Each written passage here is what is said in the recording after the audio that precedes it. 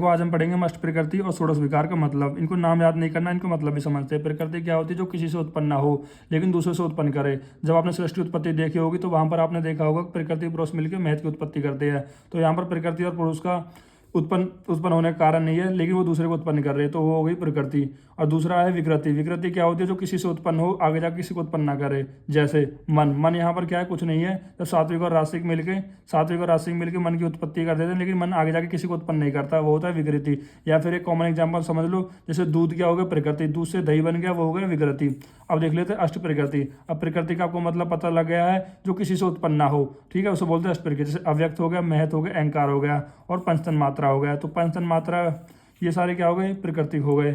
फिर जैसे षोडश विकार में क्या हो गए? विकार का मतलब मैंने आपको बताया, जो किसी से उत्पन्न ना हो। अब विकार में जैसे 5 ज्ञान इंद्रिया है, मतलब जो किसी से उत्पन्न हो लेकिन आगे जाके उत्पन्न ना करे। अब जैसे 11 इंद्रिया आगे जाके किसी को उत्पन्न नहीं करेगी, नहीं पंचमहाभूत आगे जाके